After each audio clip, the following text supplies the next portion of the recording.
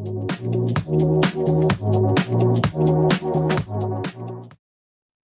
there, I'm radio and TV personality Rob Pagetto in Toronto, Ontario, and we are gearing up for the Accounts Payable and Leadership Conference in Chicago happening September 25th. And I'm chatting with Marc Evans. This guy is interesting because he's the co-founder of Fraud Hero, a law enforcement officer in Las Vegas. Wow. Marc, how's it going, buddy? I'm good. I'm feeling great today. How are you doing? I'm great. Now, are you coming to us from Vegas? Are you still there? Are you residing somewhere else?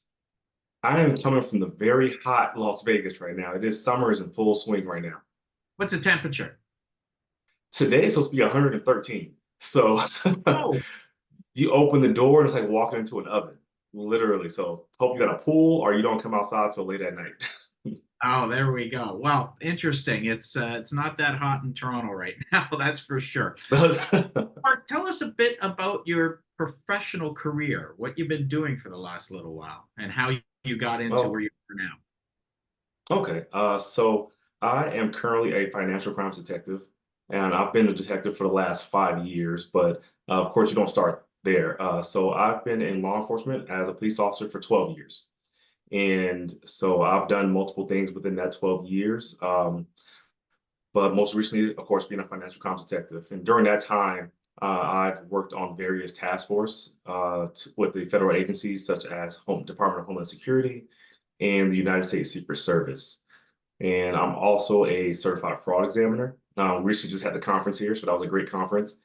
And I'm also the training coordinator for my department. So I conduct all of the training for the officers to prepare them to investigate financial crimes. Let me ask you this. So, as a former officer, in terms of police officer, you get somebody in custody and you've solved a case, is it the same feeling when you're doing a fraud case? Because you almost have to go and dive in deeper when it comes to fraud because there's all these levels that you have to get to, I imagine. It's definitely more fun as a detective. Usually as a patrol officer, you get to do the initial thing. So you get to do the traffic stop, you get to show up to the call first. And it's usually a very dynamic scene when the officer arrives. So by the time the detective actually is on site, it's more of a static scene. Some things would handle, but afterwards is where the fun happens, where you get to deep dive into the case. And that's where you get to go over someone's financials. What are they putting the money towards? What are they buying? And you see the bigger picture of the crime. So especially with financial crimes, you get to see all the different avenues that it goes into. Whereas a patrol perspective, you see the person, maybe you make an arrest, you drop them off at jail, that's it. As a detective, you get to go work with other agencies. If this person is involved with, let's say, money laundering or international or transnational schemes, you can do a lot bigger investigation. I'm picturing, and this is from TV shows, of course, one of those war rooms where you've got the string going from, pin to pin because you're following the paper trail. Because I imagine that's what you do.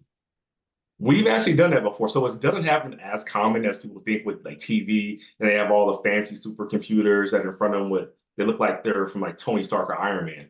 No, but we have done where we have the red strings going from this person, and this person to this business. So it definitely gets a lot of fun. I'm looking forward to picking your brains some more because you're in such an interesting industry. Now, let's talk about your session, The Human Element, Unmasking Social Engineering's Role in AP Fraud. Give us a sneak peek as to what you're going to be discussing that day. So over the past year, social engineering and more specifically imposter scams has been the number two fraud related scam behind identity theft itself. So that's going to play a larger role when it comes to accounts payables and accounts receivables, especially when it comes to convincing someone who is in charge of money to either send money to someone who's overseas or to actually have someone pick up money, like cash in hand, and drop it off. And I've seen a lot of those cases recently to where someone who works in accounting or someone who works around a lot of money will be convinced by a scammer to take cash that's in the store, and it affects various types of businesses, and walk out with cash to the point where I've seen someone walk out with over $1 million in cash and deliver it to supposed lawyer at 3 in the morning.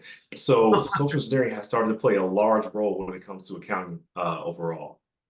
Well, I'm looking forward to your stories, not only about your past, but the unmasking of AP fraud because it is everywhere right now. It's huge. And I think with social engineering, what I want to speak about is we spend so much time upgrading our technology. Our computers are always up to date with the most essential, firewalls and virus protections that we forget about the person behind the computer. So if you have everything in place digitally, if I can trick the person into doing something, then everything else goes out the window. So it's been pretty interesting to go and dive deep dive into that recently. Looking forward to it, Mark, September 25th. And again, I implore you to, come and see Mark and pick his brain. It's going to be a very educational and interesting topic. Mark, give me one fun fact about you. Okay.